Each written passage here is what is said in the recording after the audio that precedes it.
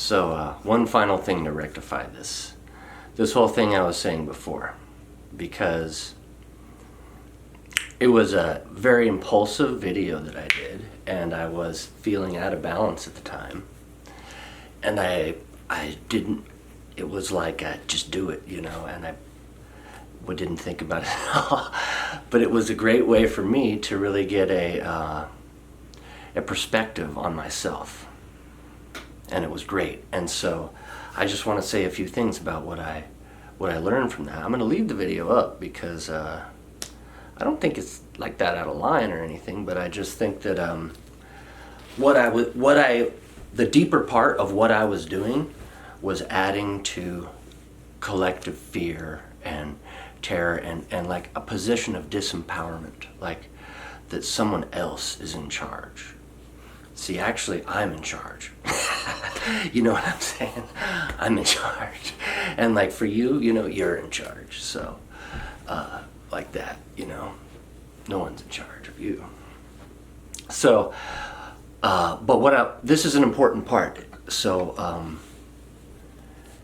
I do stand by a few things that it's really confusing to know what is really going on. And there's so many people with so many opinions. And so what I do want to say is that the news anchors, the conspiracy theorists, the mainstream media and alternative media, the politicians, like all those people up there that you see, none of them really do their inner work.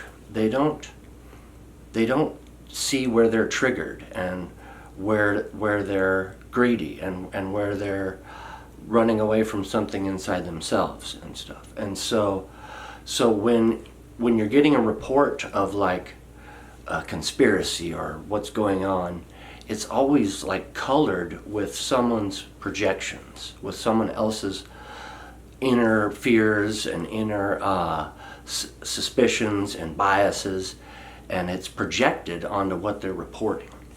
And that can be very, very confusing. And so, yeah, again, what happened to me was that I watched a lot of conspiracy theory stuff, and I created an opinion based on a lot of that stuff. And so it not that I think I figured out most of what was true and most of what was not true, but it doesn't really matter, because I thought maybe if I figure this out, I can warn people and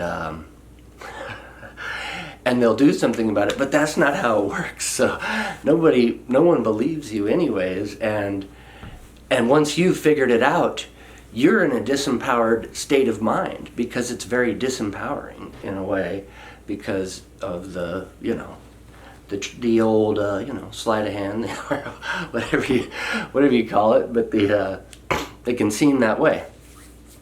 And so you're coloring it. So I was coloring it with fear and with disempowerment. And so, yeah, I'm just saying that, for one thing, it's not my job to expose the government, to expose the corruption in the government. For one, because I'm not even in the government. I've never even been in the government. I don't really know. I mean, I think I know, but I don't, is what I'm saying. So I'm taking everything that I've seen with a grain of salt, because it's all been colored by other people's projections and stuff. And so what is true for me now, I need to get back to my own real job. And what my own real job was not to expose the secrets and to start a revolution or something, or go back to nature. But I do want to do that anyways. But my real job is to spread love and joy and happiness throughout the world, to share that with people. That's my job. That's our job. That's our real job. Not pointing the fingers and showing all the corruption. Yeah, we all know, okay? And those that don't know, I don't know. But I don't even really know, is what I'm saying. I know my own job is to come here and to spread love, strength, health, healing, happiness. All these traumas can be healed. Don't be afraid. You know what I mean? I've traumatized myself thousands of times and I've healed from it.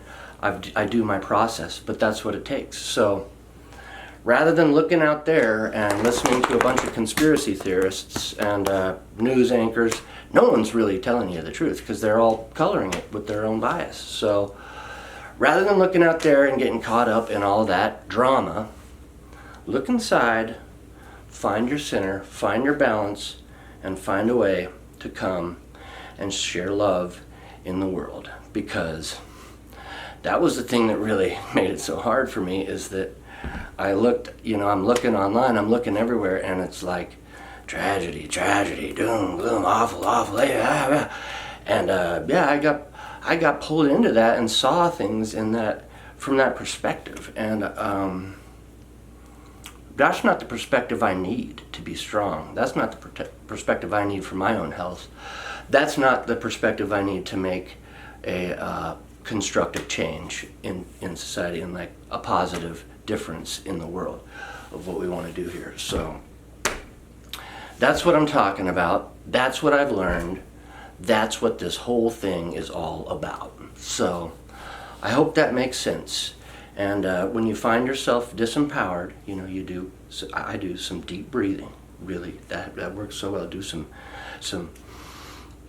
deep breathing. Step back from your stresses and listen to your breath. Listen to your heartbeat. Listen to your stomach, your digestion, your internal processes.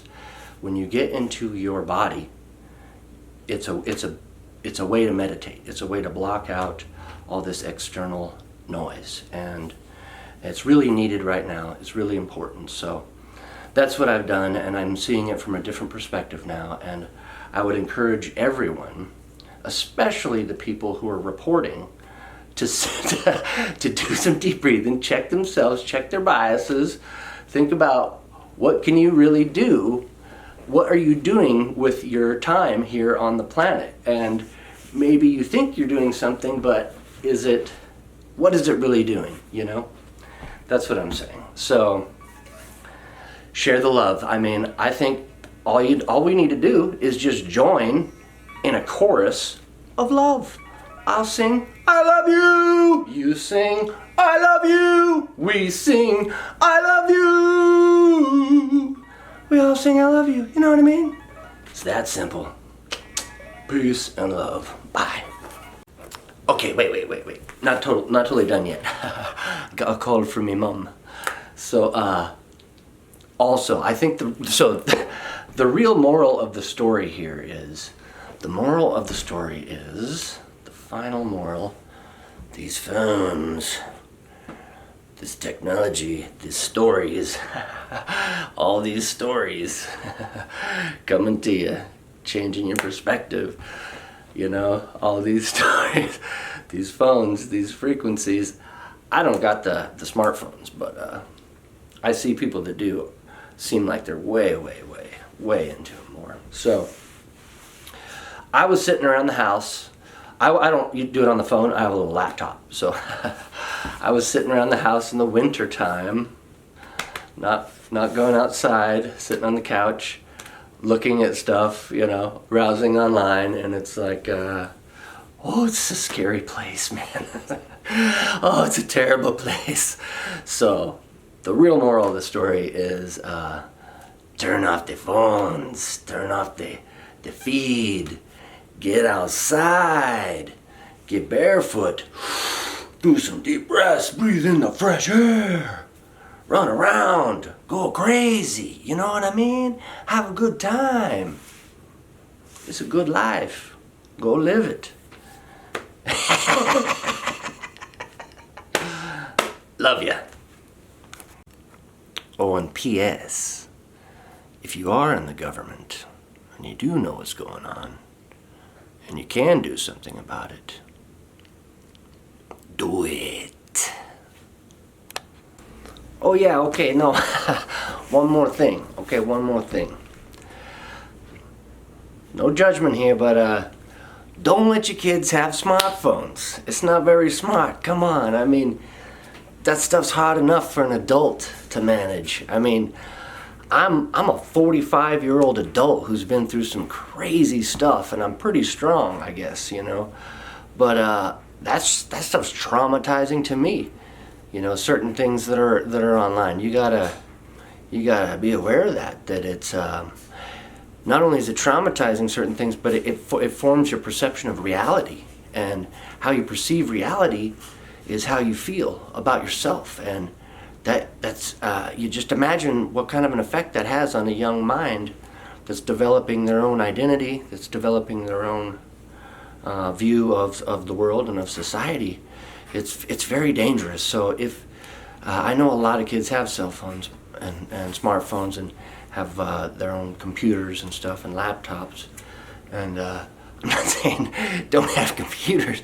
I'm saying be very careful with the online stuff and with everyone's opinions and all the social media and just all the rabbit holes and everything, you know.